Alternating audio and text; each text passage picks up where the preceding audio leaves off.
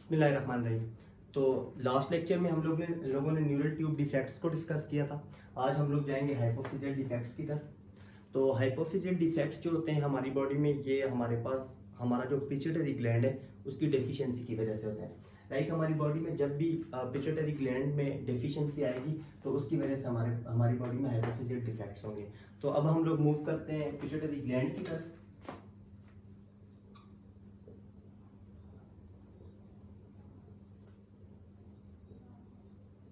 तो pituitary gland जो है हमारे पास, ये एंडोक्राइन ग्लैंड है।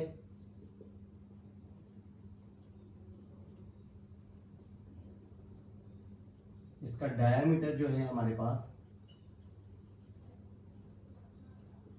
1 सेंटीमीटर है और इसका जो वेट है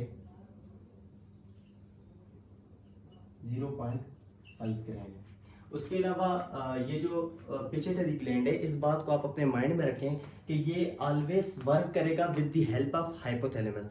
लाइक ये हाइपोथैलेमस के साथ एज अ यूनिट काम करेगा और इसकी जो इनहिबिशन है और इसकी जो सिक्रीशन है वो हाइपोथैलेमस की हेल्प से होगी। उसके अलावा इसकी जो लोकेशन है, it is present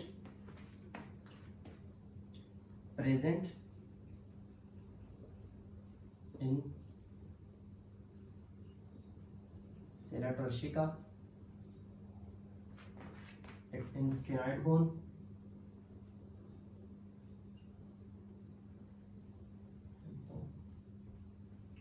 at base of skull,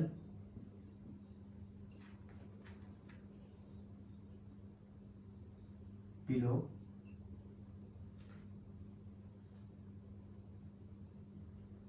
hypothalamus।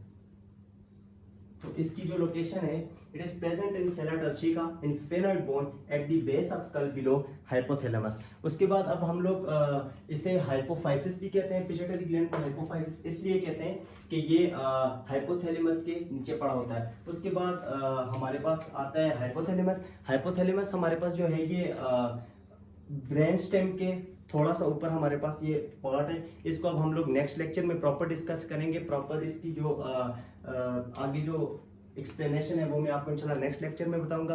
अब हम अपने प्रॉपर टॉपिक की तरफ, हाइपोफिजियल डिफेक्ट्स की तरफ मूव करते हैं।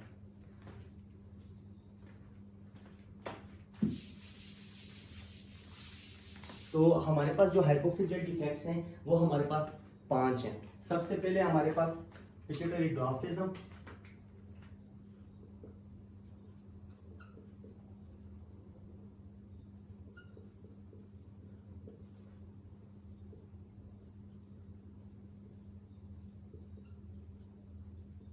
second one is gigantism,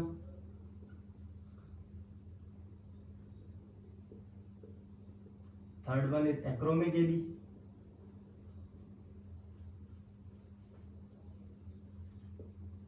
fourth one is Simon's disease,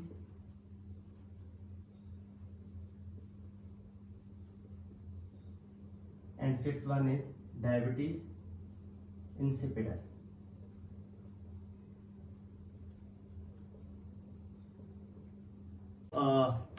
अब हम लोग मूव करेंगे वन बाय वन इन सब डिफेक्ट्स की तरफ। तो सबसे है पहले हमारे पास pituitary dwarfism.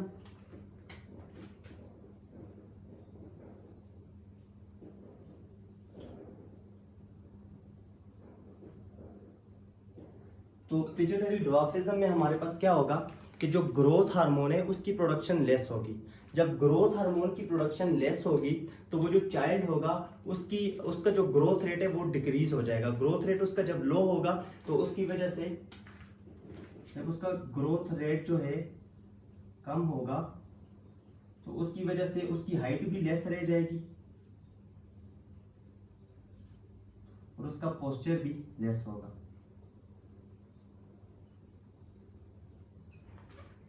Due to deficiency of growth hormone, growth rate बच्चे का कम होगा और उसकी हाइट और पोस्चर जो है वो लो रह जाएगा। उसके बाद हमारे पास सेकंड वन इज गिगांटिज्म।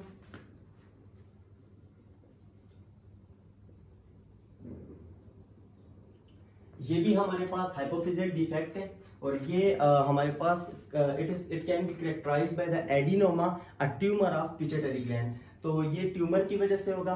जब ट्यूमर होगा हमारे पास पिट्यूटरी ग्लैंड में,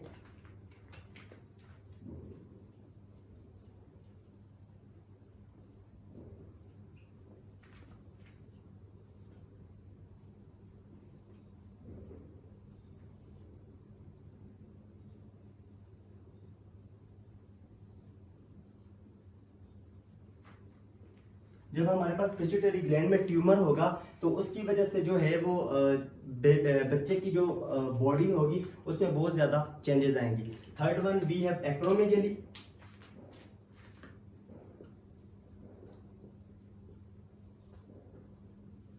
एक्रोमेगेली ये जो है हमारे पास जिस तरह पिट्यूटरी डॉर्फिज्म और गिगांटिज्म हमारे पास चाइल्ड्स में हो रहे थे, तो ये जो एक्रोमेगेली है ये हमारे पास एडल्ट्स में होगा, एडल्ट्स डिजीज है ये।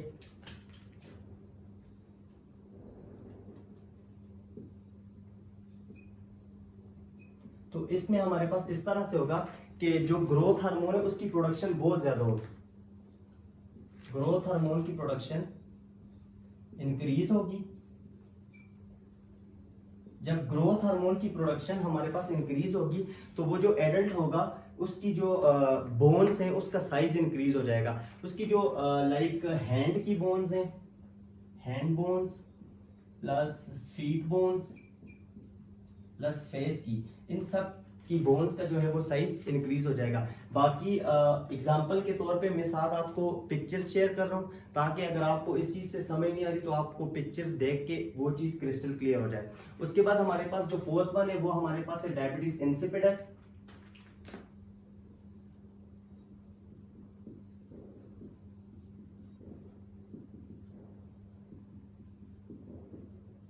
तो डायबिटीज इंसिपिडस जो है ये हमारे पास अनकॉमन डिसऑर्डर है, ये इतना कॉमन नहीं है, it's uncommon disorder.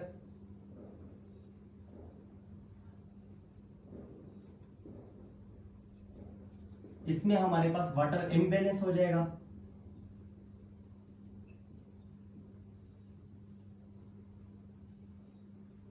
Water imbalance की वजह से इंटेंस थ्रस्ट होगी, इंटेंस थ्रस्ट की वजह से आप जितना भी फ्लूइड लेंगे वो आपको पॉलीडिप्सिया होगा। तो पॉलीडिप्सिया के बाद जब आपको ज्यादा फ्लूइड की वजह से पॉलीडिप्सिया हो रहा है तो जब उसकी एक्सक्रीशन ज्यादा होगी तो उसके बाद आपको पॉलीयूरिया भी होगा। सो ज्यादा आपको प्यास लगेगी,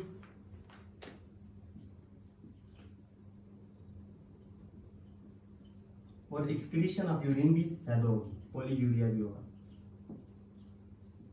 सो इसके बाद हमारे पास जो है इसका लास्ट डिफेक्ट है which one is Simmonds disease.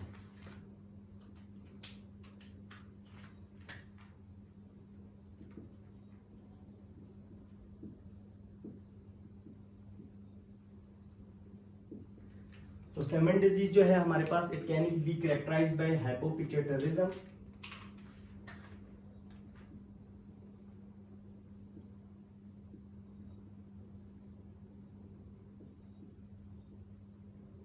इसमें हमारे पास इस तरह से होगा कि जो हमारे पास एट्रोफी होगी, atrophy of renal cortex, atrophy of renal cortex, atrophy of thyroids, atrophy of gonads, और उसके अलावा इसमें हेयर लॉस भी होगा, और एट्रोफी ऑफ गोनेड्स,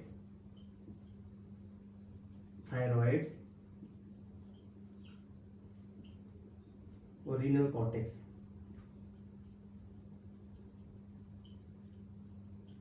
इसके अलावा इसमें atrophy of anterior pituitary gland भी होगी। बाकी आज का हमारा टॉपिक यहीं तक था। नेक्स्ट लेक्चर में इंशाल्लाह हम लोग हाइपोथैलेमस के साथ मिलेंगे और हम लोग प्रॉपर हाइपोथैलेमस की एक्सप्लेनेशन को देखेंगे। तब तक के लिए अल्लाह हाफिज़।